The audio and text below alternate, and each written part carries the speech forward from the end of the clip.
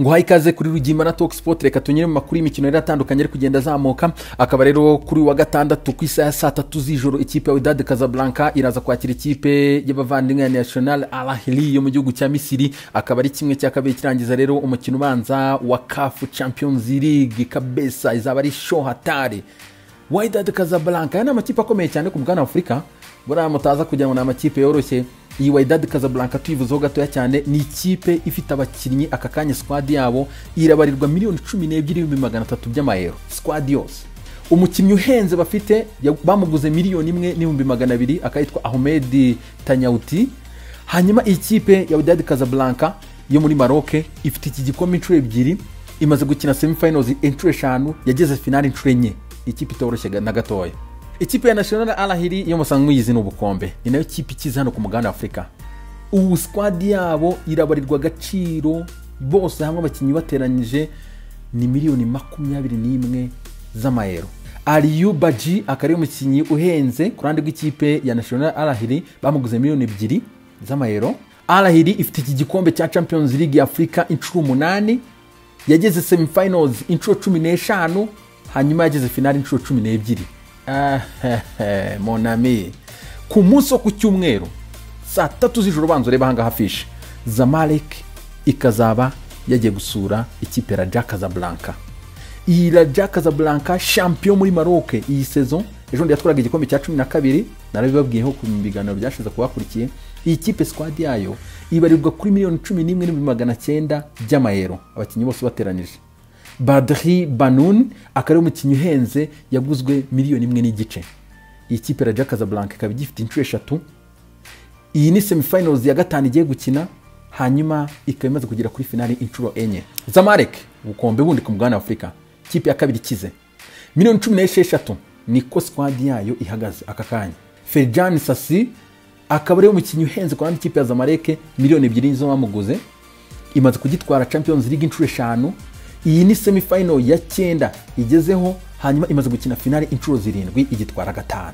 Ari nako mbibutsa ko ikipe ya Wydad Casablanca mu yandi makuru tuzamuka ikaba iri gushaka rero Nabil Diral mamuzi yakinye muri za Monaco n'ahandi hose barashaka kumumanura mu rugo hanyuma akabimuga myaka 34. Iyi kipe yavuze ati Fenerbahce mu mudutiza umwaka umwe kwera kahembwa miliyoni 2 z'amayero ku mwaka tuzamuhemba igice kimwe na mu muhemba ikindi.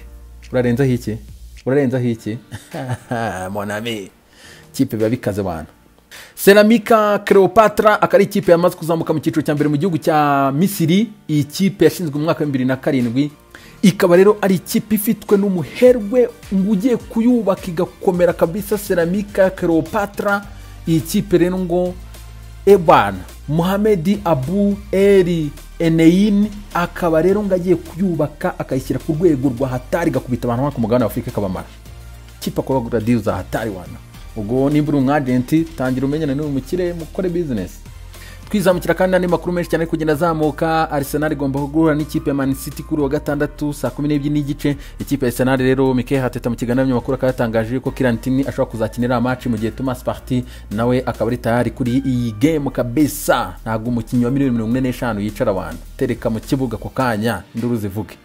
Tottenham Hotspur ikafite Dani Rose rero Merikati zarangira ku munsi w'ejo ashobora kuba atari muvinga ava mu ikipe ya Tottenham Hotspur. Spurs rero ikaba ishobora kuzamurekura mu kwezi kwa mbere.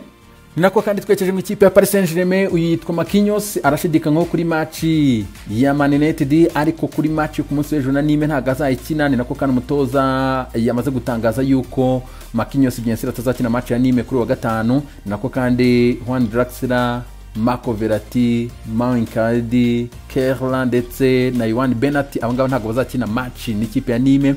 Di Maria na Kurzawa baracyari mu bihano. Nako kandi andaherera akifitiye ikibazo cya coronavirus COVID-19. Nako kandi amakuru ari confirmé ni uko Man United na Paris Saint-Germain kwa kabiri cyumwe gitaha ntago Paris izaba ifite Mauro Icardi. Liverpool ifite gukina n'ikipe ya Everton muri weekend. Liverpool yamaze kugarura Thiago Alcantara, Sadio Mane, Joe Matip abangaba bose bamaze kugaruka ni tayari kabisa kuri game bagomba kugaragara mu kibuga. Mohamed Salah, James Milner ndetse na muzamu Adrian arahari gusa baracyafite ikibazo cyuko umuzamu Alisson Becker aracyari hanze rwose afite ikibazo cy'imvune. Nako kandi n'inkuru nza cyane ku ikipe ya Liverpool rero bakaba bamaze kwakira Fabinho ndetse na Firmino mu myitozo kuri uyu wa kane, bakaba rero bagomba kuba bamanukana n'ikipe ku wa gatandatu rero bakina n'ikipe ya Everton. Nako kandi Arjen Robben rero yamaze kugaruka mu myitozo y'ikipe ya Groningen, azagaragara muri match yo muri weekend bafitanye n'ikipe ya Utrecht. Atalanta Bergame ikaba yishimiye rero kwakira muri weekend rwose match ikomeye cyane bafitanye n'ikipe ya Napoli, ariko biteguye kwakira rero Josip Ilicic. Uyu mugabo rero yari yagize ibibazo ku giti cye, murabizi twagiye tunabigarukaho, akaba rero uyu musore yamaze kugaruka mu kibuga tayari, akaba rero agomba gukina n'ikipe ya Napoli muri weekend. Ni inkuru za cyane ku bafana y'ikipe ya Atalanta. Aba ni abakinnyi 20 bashyizwe hagaragara n'ikinyamakuru II Sport cyo mu gihugu cy'Ubutaliyani gitanga rero igihembo cyitwa Golden Boy mwaka 2020 rero. Ninde uri busimbu Joao Felix agomba kuva muri 20 rero. Manchester City ikaba ifitemo Phil Foden ndetse na Ferran Torres, mu gihe ikipe ya Man United ifitemo Mason Greenwood, anako kandi ikipe ya Real Madrid ndetse na Barcelona ifitemo abakinnyi babiri kuri buri ruhande, mu gihe Arsenal ifitemo umusore Bukayo Saka, mu gihe Chelsea ifitemo umuvandimwe Hudson Odoi. Ubwo nibagiwe mu nyihanganire cyane. Sergio Ramos akaba ashaka ko Real Madrid mwongera imyaka 2, gusa ariko Ramos ku makuru tugeraho akaba bivuga ko Madrid yo yifuza kumuha umwaka umwe, affaire à suivre. Paris Saint-Germain uyu muzamu wabo witwa Karl Navas akaba rero ngashobora kwekeza muri Leta Zunze Amerika niyo sezo ye ya nyuma, mu gihe Paris Saint-Germain yiteguye kwitizana umuzamu Gigi Donnarumma, affaire à suivre. Vita Moses nkuko Chelsea bigaragaza kuri konti ya Twitter imaze kumurekura rero ikiza mu ikipe ya Spartak Moscow bamutijemo sezo imwe, anako kandi ku rundi ruhande Spartak Moscow urabona ko yamaze kumwakira.